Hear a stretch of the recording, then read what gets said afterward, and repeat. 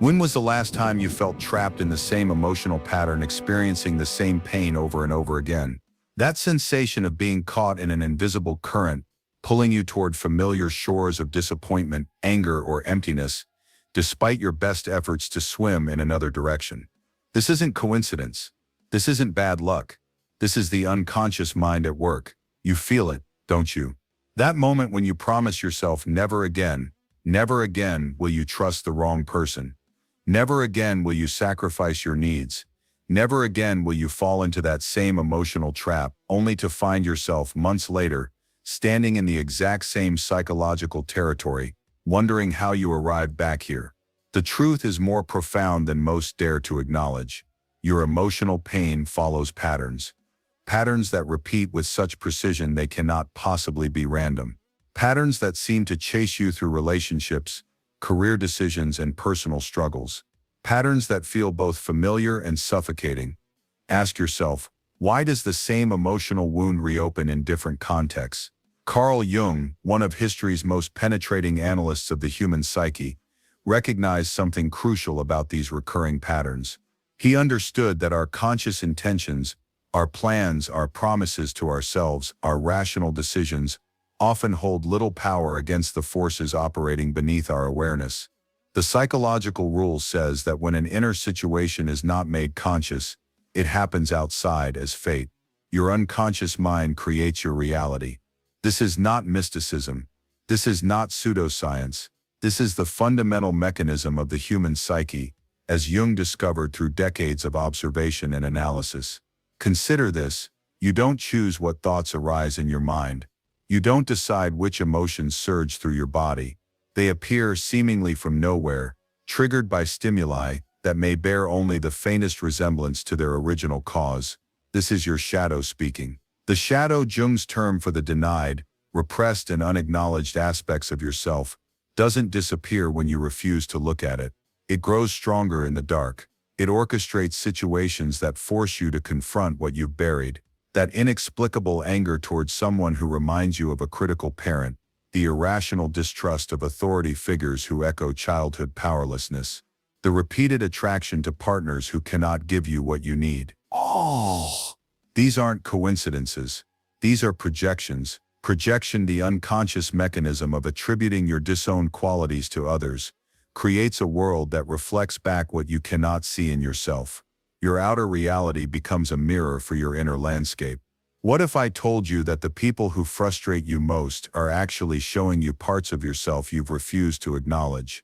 The colleague whose selfishness infuriates you might be reflecting your own unacknowledged needs. The partner whose emotional distance hurts you might represent your own fear of vulnerability. The friend whose neediness exhausts you might mirror your own dependency that you've fought to suppress. This isn't about blame. This is about recognition. Without this recognition, you remain caught in what Jung called neurosis, the suffering that comes from living a divided life, where conscious intentions battle against unconscious drives. The shadow doesn't want to harm you. It wants integration. It wants acknowledgement. It creates these painful patterns not out of malice, but out of necessity, because integration is the path to wholeness. Think of the last relationship that ended painfully. What qualities in that person initially attracted you? What qualities eventually became unbearable? The answer often reveals a projection, something you both desire and fear within yourself. This is the hidden architecture of your emotional suffering. You aren't randomly experiencing the same pain, the same disappointment, the same frustration. You're being guided toward awareness. You and meeting guided toward awareness. Each repetition of the pattern is an opportunity, an invitation to see what remains unconscious. Consider your most persistent emotional struggle, the one that makes you think, why does this always happen to me? This isn't happening to you. This is happening from you. Your unconscious mind creates situations that recreate your unresolved wounds, not to punish you, but to heal you. The repetition isn't meaningless torment, it's a path toward consciousness. Jung understood that the psyche is self-regulating.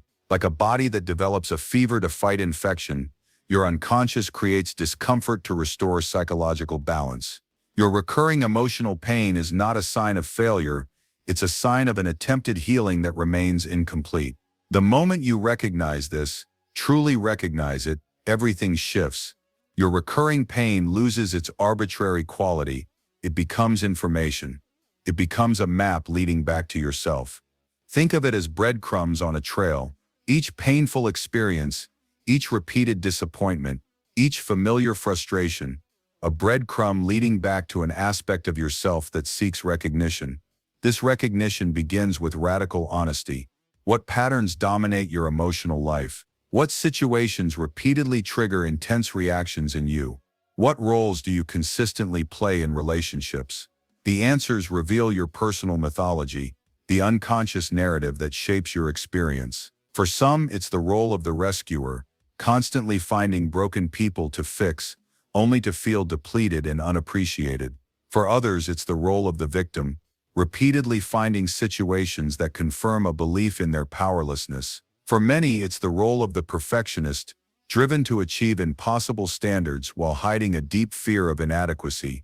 These aren't conscious choices, they're archetypal patterns that operate through you. Archetypes, Jung's term for universal symbolic patterns that structure human experience, act as invisible frameworks for our psychological lives. They're like gravitational fields, pulling our experiences into recognizable patterns. The orphan archetype creates abandonment scenarios. The warrior archetype generates conflict. The martyr archetype produces sacrifice. These aren't just metaphors. These are psychological forces that shape your reality at a level beyond conscious control. Until you recognize which archetypes govern your emotional life, you remain subject to their influence. You remain caught in their specific pattern of suffering. This recognition requires courage. It requires facing what you've denied. Ask yourself, what truth about yourself have you been unwilling to face? What quality or need or fear have you pushed into shadow? Whatever you've denied doesn't disappear. It appears in your life as a pattern of external circumstances. If you've denied your own aggression,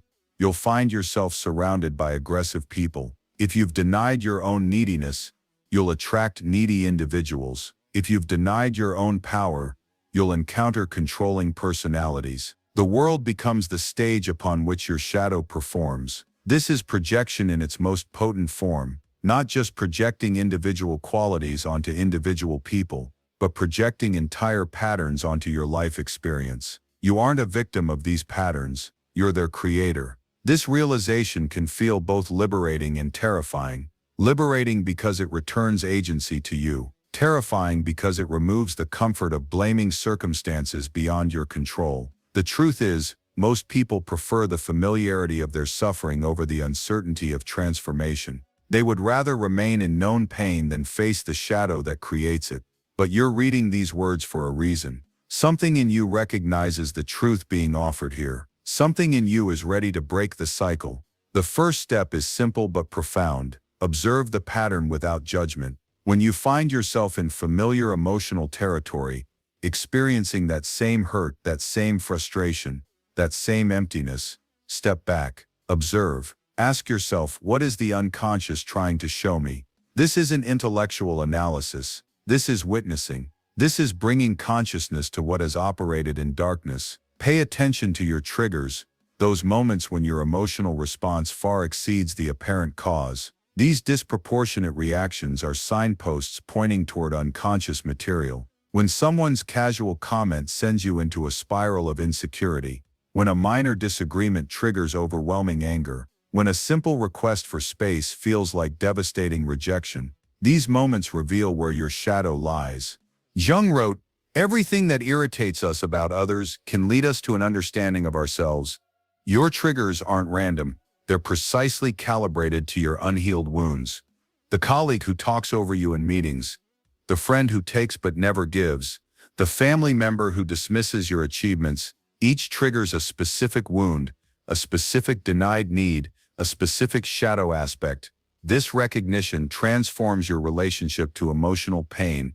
Your recurring hurt becomes not just something to endure or escape, but something to question, something to explore with curiosity rather than resistance. What if your pain isn't punishment but guidance? This perspective shift creates space. Space between the trigger and your reaction. space in which new possibilities emerge. In this space, you might notice how your interpretation of events follows predictable paths, how quickly you assume rejection, how easily you expect betrayal, how automatically you anticipate disappointment.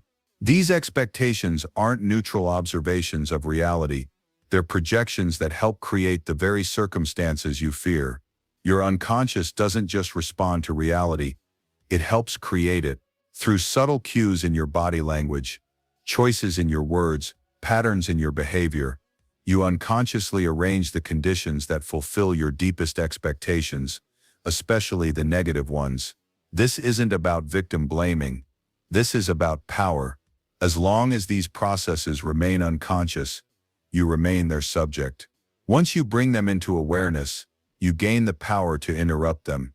The interruption begins with a question. What am I really responding to in this moment? Often you'll discover you're not responding to the present situation at all.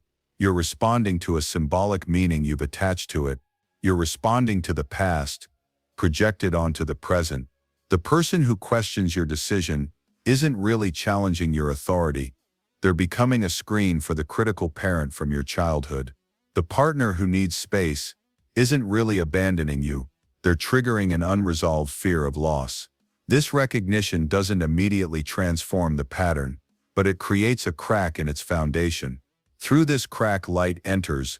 Consciousness penetrates what has operated in darkness, and what becomes conscious can be integrated. Integration, the process of acknowledging and accepting disowned parts of yourself, is the heart of Jung's approach to psychological healing. Integration doesn't mean acting on every impulse or indulging every desire.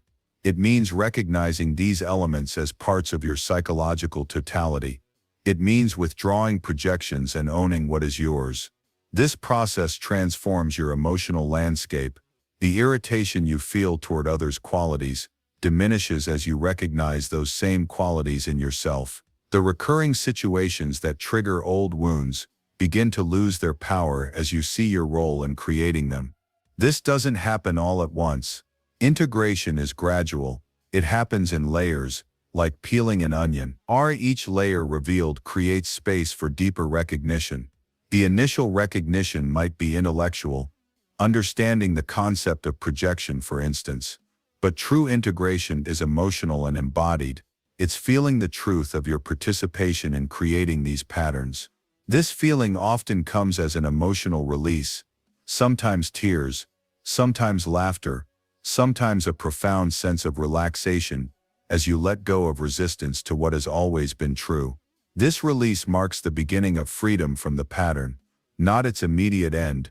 Patterns have momentum, and relationships have established dynamics, but the initiation of a new possibility, a new way of responding that isn't driven by unconscious forces.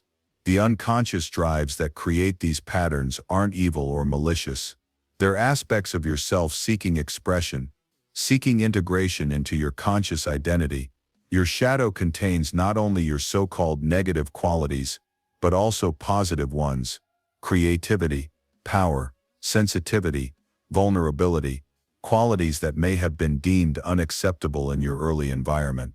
The integration of these positive shadow elements can be as transformative as facing the negative ones. Perhaps you've denied your own ambition because it seemed selfish.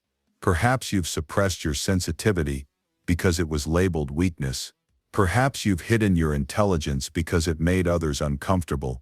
These denied strengths create patterns too. Patterns of underachievement, of diminishing yourself, of hiding your light. Recognition reveals these patterns as well. As awareness grows, you might notice how often you deflect compliments, how consistently you downplay achievements, how automatically you defer to others' judgment over your own. These behaviors aren't random personality quirks. They're projections of positive shadow elements, disowned strengths and qualities seeking reintegration. The process of reclaiming these elements follows the same path: recognition without judgment, curiosity about the pattern, integration of what has been denied. This integration isn't self-improvement, it's self-reclamation. You aren't becoming something new. You're becoming more fully who you already are. This is what Jung called individuation, the process of psychological integration that leads toward wholeness. Individuation doesn't mean perfection. It means authenticity. It means the conscious embodiment of your unique combination of human qualities, both those deemed positive and those deemed negative by social standards. This authenticity transforms your relationship with emotional pain. Pain doesn't disappear. Suffering is intrinsic to human existence, but it loses its repetitive trapped quality. It becomes a natural part of life's flow rather than a cycle you can't escape. The recognition of your shadow, both its creative and destructive aspects, is the foundation of this transformation. Without this recognition, the unconscious continues to operate as fate. Your life remains a series of seemingly random experiences that nevertheless follow the same emotional patterns. With recognition comes choice, not unlimited choice. We remain subject to circumstances beyond our control, but the profound choice of how we relate to our experience. This choice emerges from awareness. As you become aware of your projections, you can choose to withdraw them. As you become aware of your shadow, you can choose to integrate it. As you become aware of archetypal patterns operating through you, you can choose to relate to them consciously. This choice isn't made once. It's made moment by moment, as patterns reassert themselves in new contexts. The work of recognition is ongoing. The shadow isn't integrated in a single realization. It's integrated gradually, through consistent consciousness. This consistency requires commitment. Commitment to awareness even when awareness is uncomfortable. Commitment to honesty, even when honesty challenges your self-image. Commitment to responsibility, even when blaming others feels easier. This commitment is the price of freedom from unconscious patterns.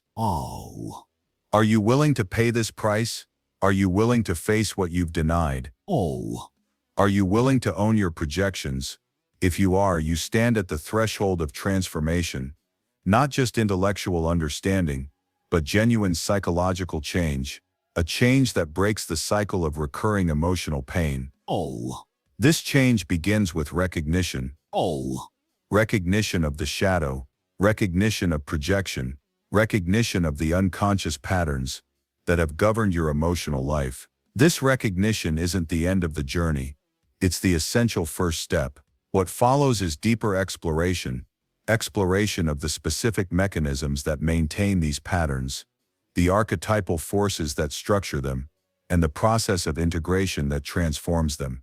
This exploration reveals the spiritual principle at the heart of psychological healing, a principle so profound it reframes not just individual patterns of suffering, but the entire human experience of pain. This principle emerges from Jung's most penetrating insights into the nature of the psyche, insights that bridge psychology and spirituality, science and soul, personal history, and collective human experience. The unconscious doesn't communicate through logical arguments. It speaks through symbols, emotions, dreams, and most powerfully, through patterns. These patterns aren't arbitrary. They follow specific psychological mechanisms that Jung identified through years of clinical observation and personal experience. Understanding these mechanisms transforms your relationship to emotional pain. The first mechanism is compensation. Your psyche naturally seeks balance. When consciousness becomes too one-sided, too rational, too controlled, too certain, the unconscious compensates through emotions, dreams, or circumstances that pull in the opposite direction. That inexplicable sadness amid professional success, that relationship crisis during a period of rigid self-discipline, that sudden health issue, when you've been ignoring your body's needs. These aren't random misfortunes, they're compensatory responses, the psyche's attempt to restore equilibrium. What aspects of yourself have you overemphasized? What qualities have you neglected? The answers reveal where compensation might be occurring in your life. The second mechanism is synchronicity, meaningful coincidences that reflect psychological processes. Jung observed that inner psychological shifts often correlate with external events in ways that defy causal explanation. You think of someone for the first time in years, and they call you that same day. You contemplate a significant life change, and a perfect opportunity appears. You struggle with a crucial decision, and a stranger says exactly what you need to hear. These aren't mere coincidences. They're synchronicities, external reflections of internal processes. The third mechanism is amplification, the unconscious tendency to intensify emotional patterns until they cannot be ignored. Minor irritations become rage. Slight disappointments become despair. Small anxieties become overwhelming fear. This amplification isn't pathological. It's purposeful. The unconscious amplifies what consciousness attempts to minimize. What emotions have been intensifying in your life. What feelings have grown from whispers to shouts. These amplifications point toward denied aspects of yourself seeking recognition. These mechanisms operate through the structure of the psyche that Jung mapped through decades of observation, a structure more complex than the simple division between conscious and unconscious. The personal unconscious contains your individual repressed experiences, forgotten memories, and subliminal perceptions. This is the repository of your biographical shadow, the aspects of yourself denied based on personal history. Beneath this lies the collective unconscious, the deeper layer of psychological patterns shared across humanity. This contains the archetypes, universal psychological templates that structure human experience across cultures and throughout history. These archetypes aren't theoretical abstractions. They're living psychological forces that express themselves through your emotions, behaviors, and life circumstances. The mother archetype shapes your relationship to nurturing and dependency. The father archetype influences your relationship to authority and structure. The hero archetype drives your approach to challenges and achievement. These archetypal patterns interact with your personal history to create your unique psychological landscape. A critical mother doesn't just create individual wounds, she activates the mother archetype in its negative aspect. An absent father doesn't just create specific abandonments, he activates the father archetype in its shadow form. These activated archetypes then generate patterns that repeat throughout life unless brought into consciousness. The woman with a critical mother who continuously attracts critical friends and partners isn't just reliving her personal history. She's caught in an archetypal pattern, the negative mother that will continue until recognized and integrated. The man with an absent father who repeatedly experiences abandonment in relationships isn't just reenacting childhood trauma. He's captured by the shadow aspect of the father archetype that will persist until consciously addressed. This is why surface-level changes often fail to transform deep patterns. You might change jobs, change partners, change locations, but the same emotional dynamics reappear because the archetypal patterns remain unconscious. True transformation requires engaging with these deeper structures of the psyche. This engagement isn't intellectual analysis. It's active participation in the symbolic language of the unconscious, a language expressed through dreams, creative work, emotional responses, and recurring life patterns. Dreams reveal these patterns with particular clarity. The unconscious speaks directly through dream images, uncensored by conscious intentions. That recurring dream of being unprepared for an exam, even years after leaving school. That dream of being chased by an unknown figure. That dream of discovering new rooms in a familiar house. These aren't random neural firings. They're communications from the unconscious about psychological patterns operating in your life. The unprepared exam dream often reveals perfectionism and fear of inadequacy. The chase dream frequently indicates running from disowned aspects of yourself. The new rooms dream commonly suggests discovering neglected potential. Even without dream analysis, you can recognize these patterns through conscious attention to your emotional life. Blight prelos was your emotional response exceeds the apparent cause. Notice which situations consistently trigger similar feelings. Notice which roles you repeatedly play in relationships. These observations reveal the archetypes operating through you. Do you consistently take care of others while neglecting yourself? The self-sacrificing mother archetype may be active. Do you repeatedly seek validation through achievement? The hero archetype might be operating in its shadow aspect. Do you habitually avoid conflict at any cost? The peacekeeper archetype could be dominant. These archetypal patterns aren't your true identity, they're psychological structures operating through you, often unconsciously. Your authentic self emerges through the process. Jung called individuation the integration of conscious and unconscious elements into a coherent whole. This integration transforms your relationship to archetypes. Rather than being unconsciously possessed by them, you relate to them consciously. Rather than being driven by their shadow aspects, you access their constructive potential. The negative mother becomes the positive mother, nurturing without smothering. The shadow hero becomes the authentic hero, achieving from wholeness rather than compensating for inadequacy. The rigid peacekeeper becomes the genuine peacekeeper, creating harmony without self-erasure. This transformation occurs through a specific psychological process that Jung mapped in detail, a process that integrates shadow elements step by step. The first step is recognition, seeing the pattern as a pattern rather than as inevitable reality. This recognition creates distance between you and the pattern. You are not the pattern. You are the consciousness observing the pattern. This observation isn't judgment. It's witnessing, clear-eyed acknowledgement of what is actually happening in your psychological life. The second step is acceptance, acknowledging these patterns as aspects of your psychological reality without resistance or denial. This doesn't mean approving of destructive patterns. It means accepting their current existence as the necessary starting point for transformation. This acceptance requires compassion. The shadow forms when aspects of yourself are rejected as unacceptable. Continued rejection only strengthens the shadow. Compassionate acceptance begins the integration process. The third step is dialogue, engaging with these patterns as meaningful communications rather than obstacles to eliminate. This dialogue happens through attention to emotions, dreams, creative expression, and honest self-reflection.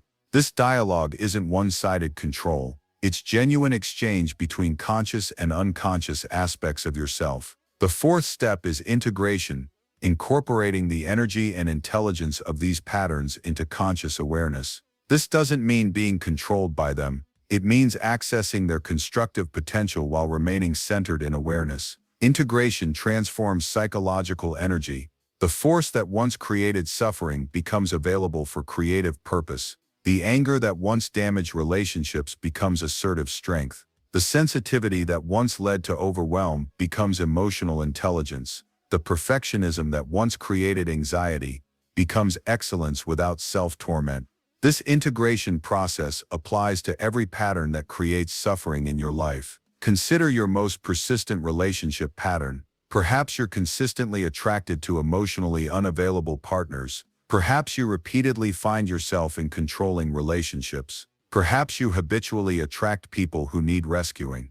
These patterns reflect specific shadow elements seeking integration. Attraction to unavailable partners often indicates disowned self-sufficiency, a denied capacity to meet your own emotional needs. Repeatedly finding controlling relationships frequently reflects disowned personal power, a suppressed ability to direct your own life. Habitually attracting people who need rescuing commonly reveals denied vulnerability, a rejected need for care and support. Integration means owning these disowned aspects rather than encountering them externally. Owning self-sufficiency transforms attraction to unavailable partners. Owning personal power transforms vulnerability to controlling personalities. Owning your need for support transforms compulsive rescuing of others. This ownership doesn't happen through intellectual understanding alone. It happens through emotional recognition and practical embodiment. You recognize intellectually that you've denied your own power. You feel emotionally the truth of this denial. You practice embodying this power in daily decisions and interactions. This embodiment creates new patterns, not through forced change but through authentic expression of what has been integrated. The woman who integrates her denied power no longer attracts controlling partners because she no longer unconsciously seeks external expression of her disowned strength. The man who integrates his vulnerability no longer compulsively rescues others because he no longer projects his denied need for support. These new patterns emerge naturally from integration. They aren't manufactured through willpower or positive thinking. They're authentic expressions of expanded psychological wholeness. This integration process applies not only to personal patterns but to collective ones as well. Jung recognized that humans share collective psychological patterns patterns that appear across cultures and throughout history. These collective patterns operate both individually and socially. The collective shadow contains what entire cultures have deemed unacceptable. These collective denials create social patterns just as individual denials create personal ones. Societies that deny vulnerability create systems of exploitation. Cultures that suppress emotion generate violence. Civilizations that reject instinct produce environmental destruction. These collective patterns operate through individuals.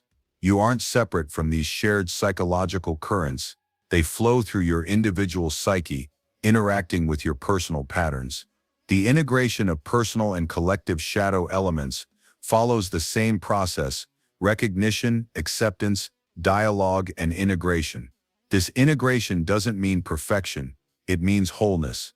The capacity to acknowledge the full spectrum of human experience without being unconsciously driven by denied aspects. This wholeness transforms suffering from meaningless torment to meaningful experience. Pain doesn't disappear. Loss remains real. Challenges continue, but the trapped, repetitive quality of suffering diminishes as unconscious patterns become conscious choices. This transformation reveals the profound purpose of emotional pain, a purpose invisible to the fragmented psyche, but clear to the integrating one. Your recurring emotional patterns aren't meaningless torture. They're not punishment for past mistakes. They're not evidence of personal failure. They are invitations to wholeness. Each pattern contains precisely what you need for psychological completion. Each emotional trigger points toward a specific aspect of yourself awaiting integration. Each relationship difficulty reveals exactly where healing is needed. This purpose transforms your relationship to suffering. Rather than merely enduring emotional pain or attempting to escape it, you engage with it. You ask what it reveals. You explore what it contains. You follow where it leads. This engagement isn't masochism. It isn't glorification of suffering. It's recognition of suffering's role in the individuation process, the journey towards psychological wholeness that Jung identified as the core purpose of human life. This journey isn't linear. It spirals, revisiting similar territories at deeper levels. The same emotional themes reappear throughout life, offering opportunities for more complete integration. The childhood wound of abandonment might first appear in adolescent relationship patterns, then in early adult career challenges, then in midlife existential questions, each appearance offering a chance for deeper recognition and more complete integration. This spiraling nature explains why patterns can seem resolved only to reappear in new forms. They haven't returned because integration failed. They've returned with a new facet, a deeper layer, a more subtle aspect requiring attention. This return isn't regression. It's progression, the psyche's movement toward more complete wholeness, addressing layers of division that were previously inaccessible. Understanding this spiral nature of integration prevents discouragement when patterns resurface. Rather than seeing their return as failure, you recognize it as deepening, the next revolution of the spiral, offering more subtle recognition and more complete integration. This spiraling process reveals another crucial aspect of Jung's understanding, the teleological nature of the psyche. The unconscious isn't just a repository of repressed material. It's an intelligent force moving purposefully toward wholeness. Your unconscious isn't working against you. It's working for your completion, using the language of emotions, dreams, synchronicities, and life patterns to communicate what remains divided within you. This understanding transforms your relationship to the unconscious itself, from adversary to ally, from chaos to be controlled to wisdom to be integrated. This transformation doesn't mean uncritical surrender to unconscious impulses. It means conscious relationship with unconscious contents, neither repressing them nor being possessed by them, but engaging with them as meaningful communications. This engagement creates a new center of personality that Jung called the self, not the ego, the center of consciousness, but the organizing principle of the entire psyche, both conscious and unconscious. The self emerges through the individuation process as consciousness expands to include more of what has been unconscious. This emerging center isn't manufactured, it's discovered, uncovered through the removal of psychological divisions. This discovery transforms your experience of identity. You're no longer primarily identified with your conscious personality, your social role, your achievements, your self-image. You're identified with a deeper center that includes both conscious and unconscious aspects of your psyche. This shift in identification transforms how you experience emotional patterns. Rather than being trapped in identification with either side of a pattern, the victim or the perpetrator, the abandoned or the abandoner, the perfect or the flawed, you hold the pattern itself in awareness. You recognize both poles as aspects of human experience rather than absolute identities. This recognition creates a profound freedom, not freedom from the pattern itself, but freedom from exclusive identification with any part of it. You will still experience anger, but you are not the anger. You will still feel fear, but you are not the fear. You will still encounter patterns, but you are not defined by them. This freedom fundamentally changes how patterns operate in your life. Patterns don't disappear through this shift in identification. They transform from unconscious compulsions to conscious experiences. They become material for further integration rather than traps of endless repetition. This transformation reveals the alchemical nature of psychological integration, the process of turning lead into gold that Jung recognized as a symbolic description of psychic transformation. The lead isn't eliminated, it's transformed. The suffering isn't removed, it's alchemized. The pattern isn't erased, it's integrated. This alchemical perspective reveals the spiritual dimension of Jung's psychological approach. The integration of shadow isn't merely psychological adjustment, it's spiritual transformation.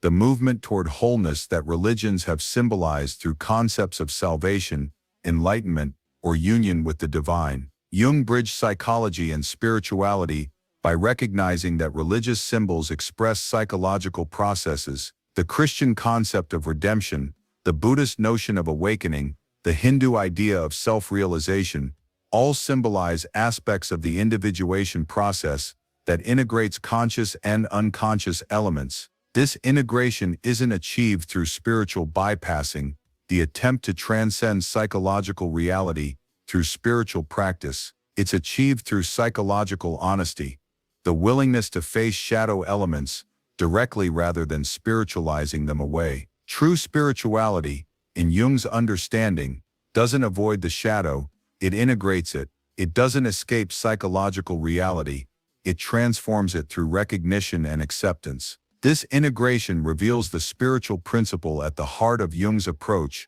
a principle so profound it transforms not just individual patterns, but the entire experience of being human. This principle emerges at the intersection of psychology and spirituality, where the deepest psychological insights meet the most profound spiritual truths. At this intersection, the purpose of suffering becomes clear. The meaning of recurring patterns becomes evident.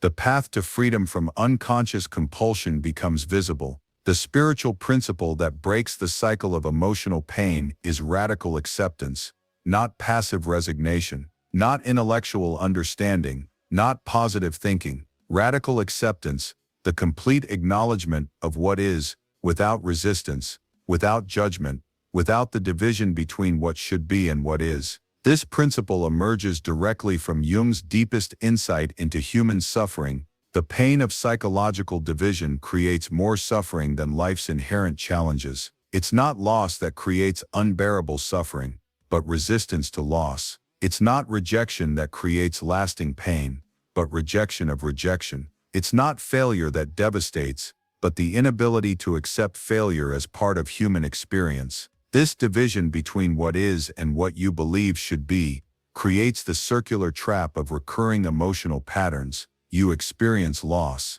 You resist the reality of loss. This resistance creates additional suffering beyond the natural grief. This additional suffering becomes trauma. This trauma creates unconscious expectations of future loss. These expectations help manifest situations that confirm them. You experience loss again. The cycle continues. Radical acceptance breaks this cycle at its foundation. By fully acknowledging what is, without the additional layer of resistance, judgment, or division, you experience the natural pain of human existence. without the added suffering of psychological fragmentation. This acceptance isn't fatalism. It isn't giving up. It isn't approving of injustice or abuse. It's the recognition that reality can only be transformed from a place of acknowledging what is, not from a position of division against it. The paradox is profound. Acceptance creates the possibility of change. Resistance perpetuates what is resisted. Jung understood this principle through both professional observation and personal experience. He witnessed how patients who fully acknowledged their shadow aspects, their wounds, their limitations, rather than fighting against them, experienced genuine transformation. This transformation doesn't come through force of will. It emerges naturally from the integration that follows genuine acceptance. When you fully accept your anger, not as something to be eliminated, but as a natural human emotion carrying important information, that anger often transforms into appropriate assertiveness. When you fully accept your fear, not as weakness to overcome, but as an intelligent response to perceived threat, that fear frequently becomes wise discernment. When you fully accept your neediness, not as shameful dependency, but as the human requirement for connection, that neediness commonly transforms into healthy interdependence. The transformation isn't manufactured. It arises organically from the reunification of divided psychological energy. What you resist persists, not because the universe punishes resistance, but because resistance itself maintains psychological division. What you accept transforms not through magical thinking, but through the natural movement of the psyche toward wholeness. This transformation through acceptance reveals the deeper spiritual truth at the heart of Jung's psychology. The ultimate human task isn't perfection but wholeness. Perfection is a divisive ideal that rejects aspects of human reality. Wholeness is an inclusive realization that integrates all aspects of human experience. Perfection creates psychological division between the ideal and the actual, the acceptable and the unacceptable, the worthy and the unworthy. Wholeness heals this division through radical acceptance of the entire spectrum of human experience. This acceptance transforms suffering from meaningless torment to meaningful experience, not by changing the external circumstances, but by changing your relationship to them. The loss remains a loss. The failure remains a failure. The rejection remains a rejection. But your relationship to these experiences transforms through acceptance, from resistance that creates additional suffering to acknowledgement that allows natural emotional processing. This processing isn't suppression or indulgence. It's conscious experience, feeling fully what is present without being identified with it, without being defined by it, without being consumed by it. This conscious experience transforms emotional pain from a trap to a passage. You move through the emotion rather than becoming stuck in it. You feel it fully rather than fighting against it. You allow its natural completion rather than perpetuating it through resistance. This movement creates a fundamentally different relationship to emotional life, not controlled by emotions, but not controlling them either. Not identified with emotional patterns, but not dissociated from them either. Present with emotions without being defined by them. This presence transforms how patterns operate in your life. Patterns don't immediately disappear through acceptance. They may continue through established momentum or external circumstances beyond your control, but your relationship to these patterns fundamentally changes. You're no longer unconsciously participating in their perpetuation. You're no longer identified with either side of the pattern. You're present with the pattern itself, witnessing its operation without being captured by it. This witnessing creates space.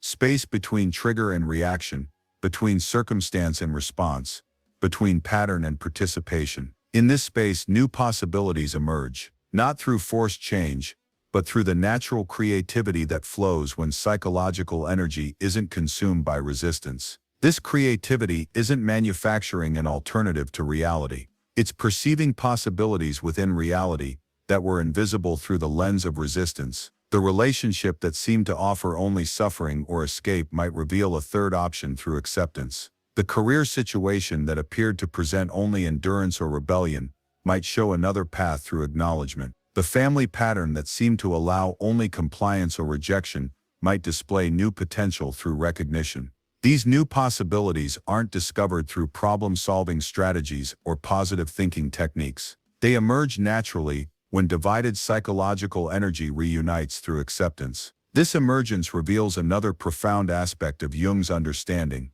The psyche naturally moves toward wholeness when obstacles to that movement are removed. You don't need to create psychological health. You need to remove the barriers to it, primarily the barriers of resistance, judgment, and division. When these barriers dissolve through acceptance, the psyche naturally reorganizes toward greater wholeness, not through effort, but through its inherent teleological movement. This movement isn't random. It follows archetypal patterns of psychological development that Jung observed across cultures and throughout history. The hero's journey, death and rebirth, descent and return. These aren't just storytelling templates. They're archetypal patterns of psychological transformation that describe the natural movement of the psyche when division is healed through acceptance. Your personal experience of transformation follows these universal patterns, not because you're consciously imitating them, but because they express the inherent structure of psychological development.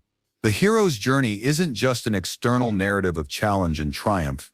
It's the internal process of facing shadow elements, integrating them, and returning to conscious life with expanded awareness.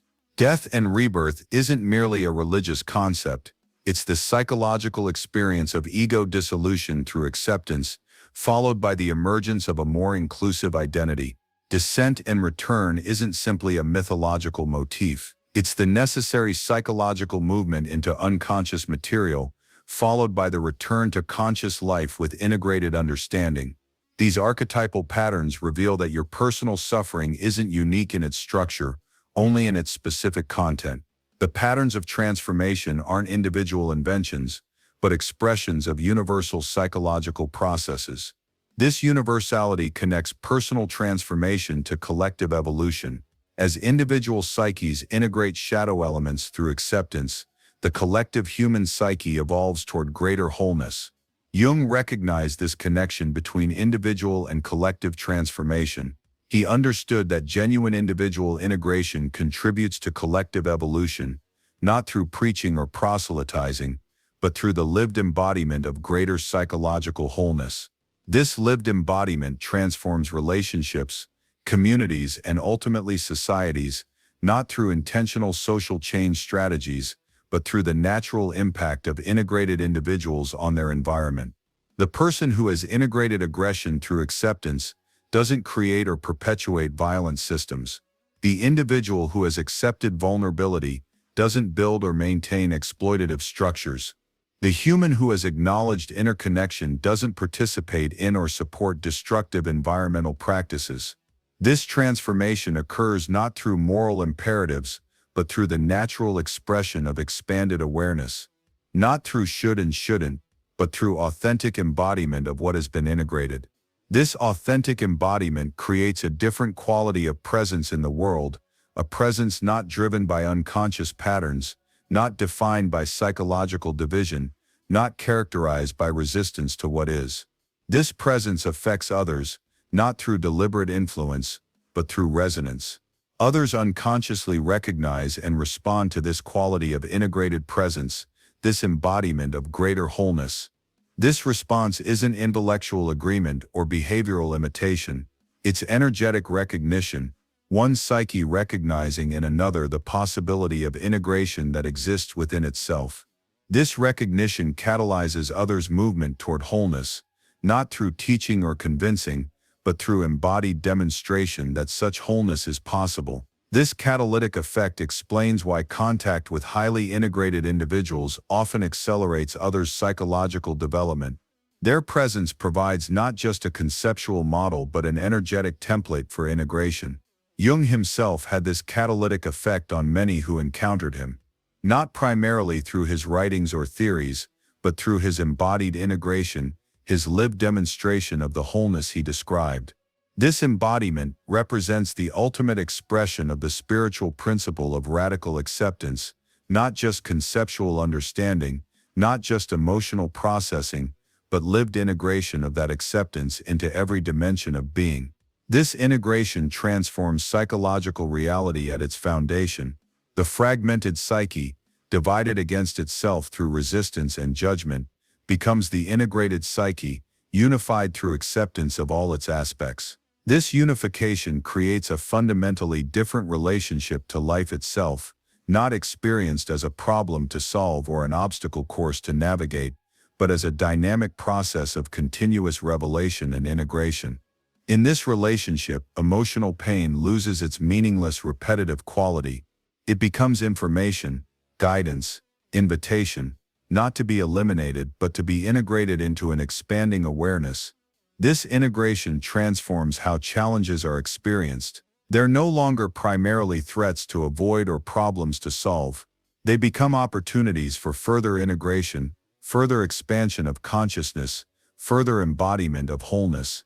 This transformation doesn't mean challenges become easy or painless. They remain challenging, often painful, sometimes overwhelming, but your relationship to them fundamentally changes through the principle of radical acceptance.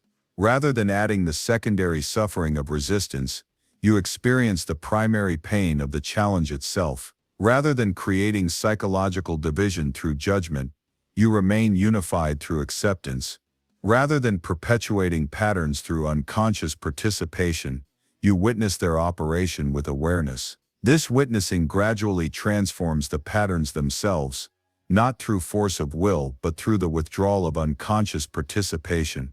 Patterns require your unconscious participation to perpetuate themselves. When consciousness illuminates this participation through acceptance and awareness, the patterns begin to lose their autonomous power.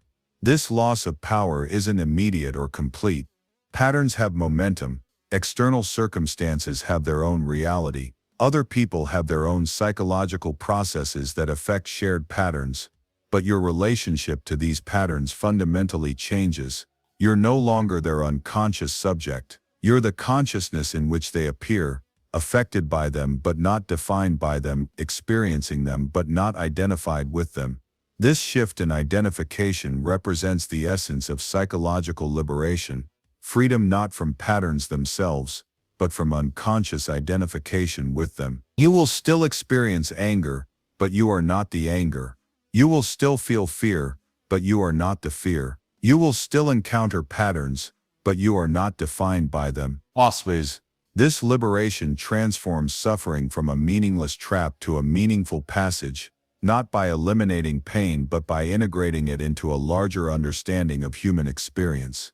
This understanding isn't intellectual knowledge, it's lived realization, the direct experience of yourself as more than your patterns, more than your emotions, more than your history, more than your wounds. Yes.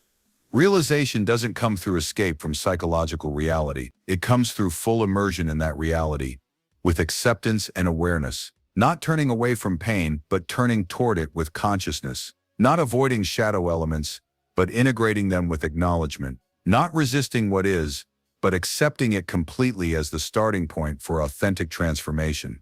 This acceptance-based transformation follows a natural sequence that Jung observed throughout his clinical work and personal experience. First comes recognition, seeing clearly what is present without denial or distortion. This recognition often begins intellectually, but must become emotional and somatic to be complete.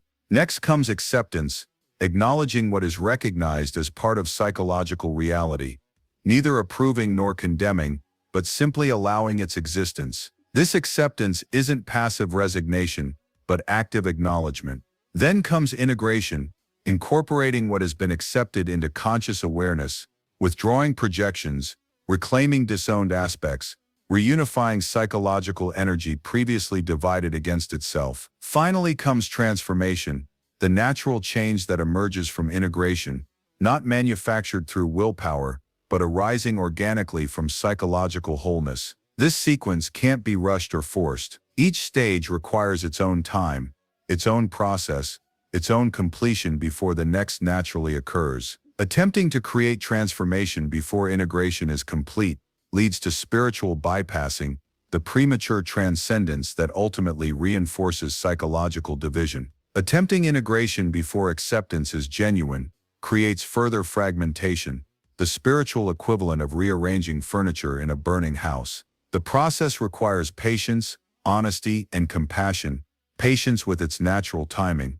honesty about what is actually present, compassion for the human experience in all its aspects. This compassion is essential. The shadow forms when aspects of yourself are rejected as unacceptable. Continued rejection only strengthens the shadow. Compassionate acceptance begins the integration process. This compassion isn't sentimental approval. It's clear-eyed acknowledgement that every aspect of human experience, including what has been deemed unacceptable, belongs to the totality of being human. This acknowledgement transforms self-rejection into self-recognition, not narcissistic self-absorption, but honest awareness of your complete psychological reality.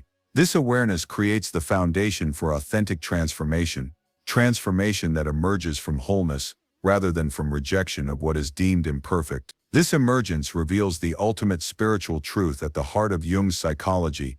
Transformation comes not through rejection of what is, but through complete acceptance of what is, not through division between ideal and actual, but through integration of the entire spectrum of human experience, not through resistance to shadow elements, but through their acknowledgement and incorporation into conscious awareness. This truth transcends psychology, touching the core teaching of many spiritual traditions, the Buddhist principle of non-resistance, the Christian concept of surrender, the Taoist emphasis on alignment with what is, all point toward the same fundamental reality. Acceptance precedes transformation. This principle operates in every area of human experience, from individual psychological patterns to collective social structures, from personal relationships to global challenges. Resistance perpetuates, acceptance transforms, division maintains suffering, integration heals. This healing doesn't mean the absence of pain, it means the integration of pain into a larger wholeness that can hold it without being defined by it.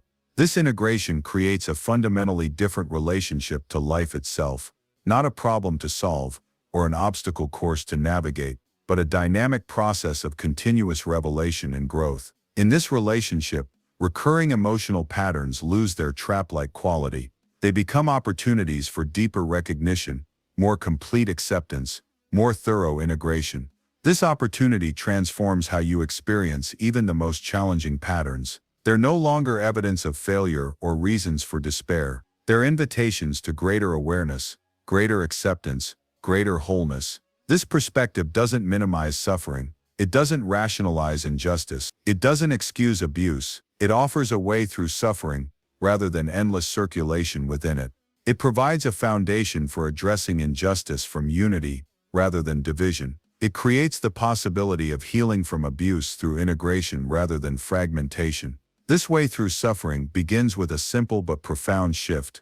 Accept what is as the starting point for genuine transformation. Accept your emotions exactly as they are, not as they should be, not as you wish they were, but as they actually exist in this moment. Accept your patterns exactly as they are, not with resignation or approval, but with clear recognition of their current reality as the necessary foundation for change. Accept your history exactly as it is, not with justification or condemnation, but with acknowledgement of what has actually occurred as the starting point for integration. This acceptance isn't the end of the journey, it's the essential beginning, the foundation for authentic transformation that emerges from wholeness rather than from division. This transformation doesn't come through techniques, strategies, or formulas. It emerges naturally when the barriers to it, primarily resistance, judgment, and division, dissolve through acceptance. The psyche naturally moves toward wholeness when these obstacles are removed, not through effort or control, but through its inherent teleological direction. Trust this movement. Trust the wisdom of the unconscious as it guides you toward integration through dreams, emotions, synchronicities, and life patterns. Trust the process of transformation that unfolds through acceptance rather than resistance. This trust isn't blind faith, it's recognition of what Jung discovered through decades of observation and experience.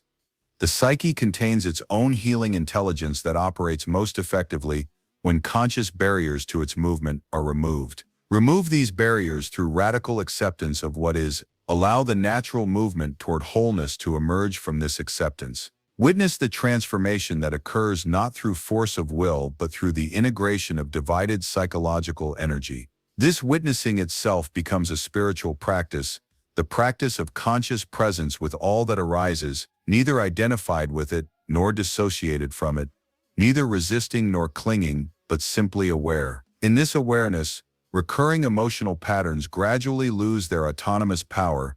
They no longer operate as fate, but as experience. Not defining you, but informing you.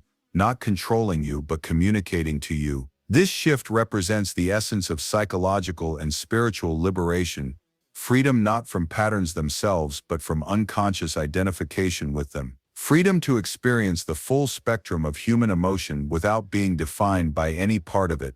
Freedom to recognize patterns without being captured by them. This freedom transforms your relationship to suffering itself. Suffering doesn't disappear. Pain remains an intrinsic aspect of human experience, but its meaningless, repetitive quality dissolves through acceptance and integration. This transformation represents the ultimate purpose of Jung's psychology, not adjustment to social norms, not intellectual understanding of psychological mechanisms, but liberation from unconscious forces through their conscious integration. This liberation is available to you now, not through escaping your current reality, but through fully accepting it as the starting point for authentic transformation. Accept what is, integrate what you accept. Witness the transformation that naturally emerges. This is the spiritual principle that breaks the cycle of emotional pain.